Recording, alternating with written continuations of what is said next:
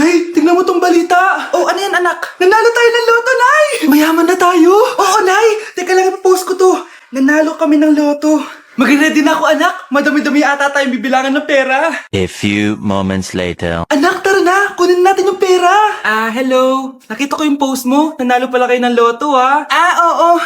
Ba't pala andito ka? Di ba crush mo ko? Liligawan sana kita. Che! Di ba nireject mo ako dati? Peperahan mo lang ako eh. Hoy, lalaki ka! Alam ko na balak mo. Porket nanalo kami ng loto, jujuwain mo na tong anak ko? Hindi ko naman po peperahin yung anak nyo. Ay, oo, Mare. Hindi naman peperahan ng anak ko yung anak mo. Oh, ba't nandito ka? Makikipag-close sana ako sa'yo kasi magiging bilang ka na ng anak ko. Ay, tiilan nyo kami. Peperahan nyo lang kami. Lumayas kayo dito. Nabasa niyo na ba yung balita? Mali daw yung lumabas sa loto. Kayo yung panalo. Kami yung nanalo. Mayaman na tayo! Hindi kami yung panalo. Nay, magiging mahirap na tayo ulit. Paano ba yan? Kami pala yung panalo. Lalayas na kami, ha? Sandali lang, Mare. Pag-usapan natin yung kasal ng anak natin. Oo. Ilang anak ba gusto mo? Walang ikakasal. Peperahan nyo lang kami. Mare, hindi naman sa ganun. Ngayong kami naman nanalo, gusto mo ikasal kami? Ang pangit kaya ng anak mo. May balita na naman. Sila daw ulit yung panalo. Ano? Hindi kami panalo. Mali na naman. Kayo pala yung panalo. Mayaman na tayo ulit, anak! Oh, paano ba yan? Mayaman na kami ulit. Tara, ikasal na tayo. Magutom kayo. Layas! Bye! Anak, magpagaling ka lang, ha? Nay, ayoko na dito sa ospital. Ang daming may sakit. Kailangan mo nang gumaling, Scarlett. Para makapag-date na tayo ulit. Oo, babe. Magpapagaling ako. Hello. Kamusta na po siya? Doc. Okay naman po siya. Pwede na po ba kami lumabas ng hospital? May bad news ako sa inyo. Nay, bad news daw. Hindi naging maganda yung mga resulta ni Scarlett. 3 araw na lang siyang mabubuhay. Hindi pwede. Ayoko. Mamamatay na ako. Huwag mo sabihin yan, Scarlett. Magpapakasal pa tayo, di ba? Magkakaanak pa tayo, di ba? Hindi ka mamamatay, anak. Gagawan ko ng paraan. Hindi pwede mamatay anak ko.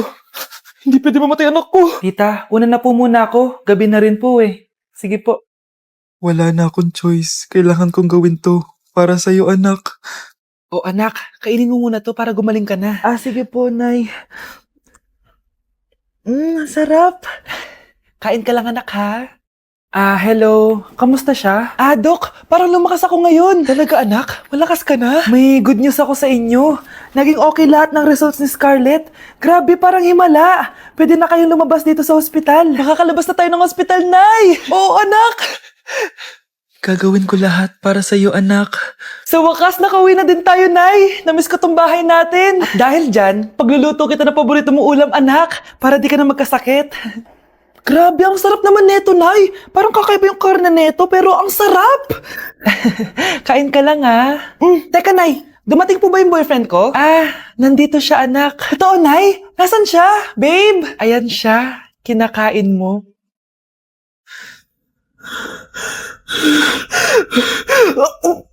Nay! Ostor? Bakit nandito ka, ha? Walang iya ka? Bakit mo ako ginagaya, ha? Baka nakakalimutan mo. Nanay mo ang sumira ng mukha ko. Ha? Wow! Hoy, Sofia! Tandaan mo! Katulong ka dito, di ba? Huwag kang paupa-upo lang dyan. Ma'am. Kakatapos ko lang po maglinis. Nagpapahinga lang po ako. Talaga sumasagot ka pa sa amo mo, ha? Nay! Ang dumi pa dito, oh! Hindi niya ginagawa na maayos yung trabaho niya. Walang iya ka? Madumi pa pala dito? At nakuha mo pang magpahinga dyan? Paano nangyari yun? Ma'am, nilinis ko na po yan. Maniwala po kayo. Eto. Yung mukha ko! Ang sakit! Ayan! Pati mukha mo, dudumi na. Umalis ka na dito! Tatanggalin na natin, ha? Buti na lang talaga mabilis kang gumaling. Ayan. Kuhang-kuha yung mukha ng pinapagaya mo. Dok, kamukha ko nga siya. Pinag-ipunan ko talaga to. Nagtataka lang ako. Yung ibang tao, mga artista yung pinapagaya ang mukha. Yung sa'yo parang normal na tao lang yung pinagaya mo. Dok, may kailangan lang akong gawin. Kung ano man yan, mag-ingat ka, ha? Ano? Ikaw si Sofia? Napakawalang ya mo din, no? Niloko mo pa kami! Mas walang ya kayo, mga hayop! Nay, baka gusto niya ulit mabuhusan ng asido sa mukha? Asido? Gusto mo ng round 2? Eto, round 2! Sige, ibuhos mo! Naka-live ako, Ipakita nyo kung sino talaga kayo! Ano? Alisin mo yan? Ano? Takot na kayo, no? Tignan ko na lang kung hindi kayo masisira sa mga tao. Hindi kami pwedeng masira.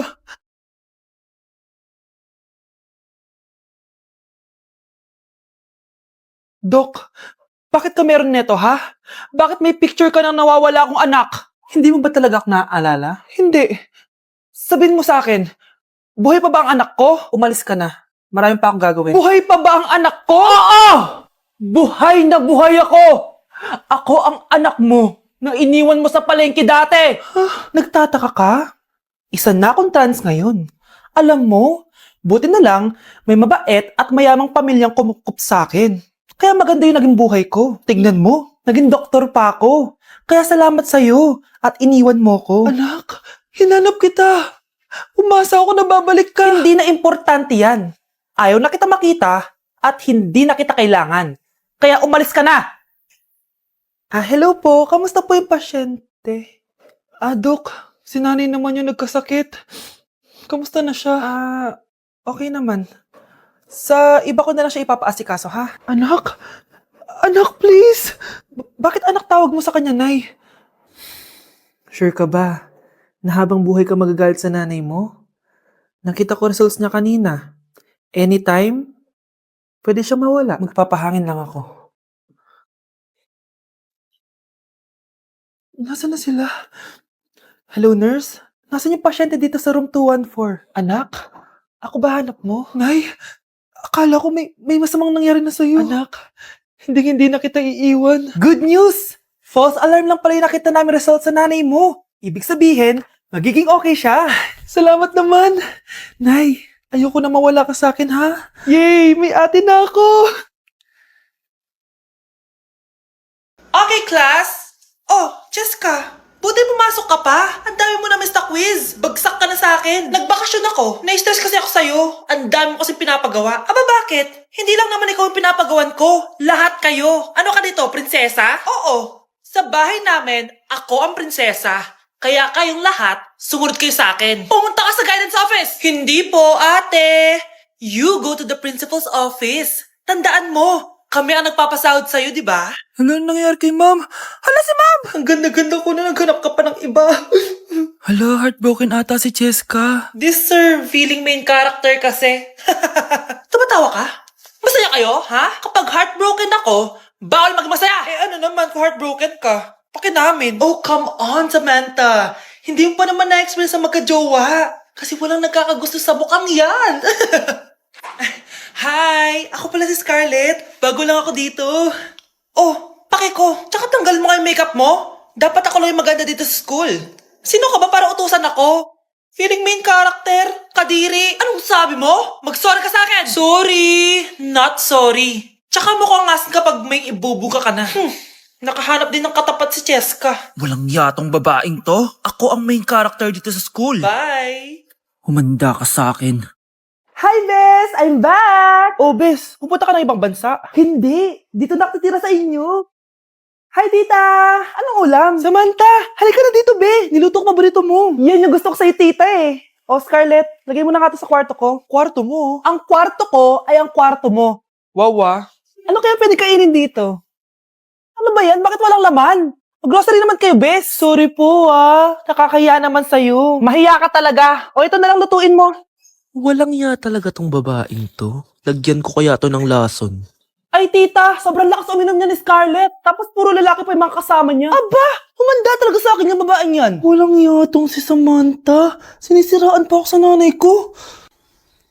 Bes, kailan ka uuwi? Anong uuwi? Hindi na ako uuwi, Bes. Inampun na ako ni tita. Ay, hindi. Umalis ka na. Ginagawa mo akong katulong dito. Tapos kung ano-ano pa sinasabi mo sa nanay ko. O anak, ba't mo naman pinapaalis si Samantha? Wala namang ginagawa masama yung tao eh. Oo nga, ang bait ko kaya. Kung hindi siya aalis, ako ang aalis. Friendship over na tayo, Samantha. Lalayas na ako sa bahay na to. Parang mas anak pa ni nanay si Samantha. Alam mo na ba yung nangyari kay Samantha? Bakit? Ano meron kay Samantha? Tignan mo to. Nay! Nay! Oh, di ba lumayas ka na? Paalisin mo na yan si Samantha! Sino siya, anak? Tinawag mo bang anak si Samantha? Ay, hindi ko alam, Nay. Paalisin mo nga yan. Hoy, babae, kung sino ka man, umalis ka na dito. Hello po, ma'am. Ang ganda naman po ng bahay niyo. Sino yan, Nay? Hello po. Anak, ito nga pala si Bebang. Bagong katulong natin dito.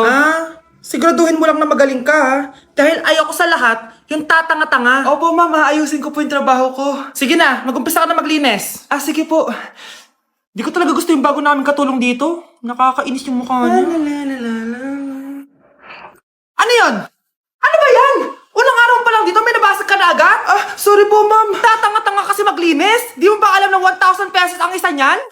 Linisin mo na yan! At wala ka sweldo na 3 araw, ha? Dahil wala ka naman pambayad niyan. Ganito nyo pala tinrato ang nanay ko. Kumanda kayo. Bebang! Gawin mo nga ako ng kape. Ma'am, eto na po yung kape nyo. Ano ba yan? Bakit malamig na to? Gusto mo tapo ko to sa mukha mo, ha? Sorry po, ma'am. Gawin mo ako ulit ng bago. Baka na pang magawa ko sa'yo. Sige po, gagawa na lang po ako ulit ng bago. Pakatanga. Ma'am, eto na po yung mainit nyo pong kape. Sa susunod, huwag kang tatanga-tanga kung ayaw mo mawala ng trabaho. Bebang! Kuhaan mo nga ako ng tubig dito. Eto po, ma'am, yung tubig nyo. Di ka na nga. Yung makita pagmumukha mo.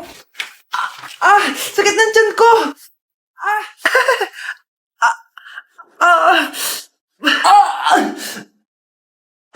Anak! Lumabas ka muna dyan! Gusto mo nang mainit, ha? Tignan ko na lang kung hindi kumulo yung tiyan nyo dito. Ma'am, eto na po yung mainit nyo pong kape.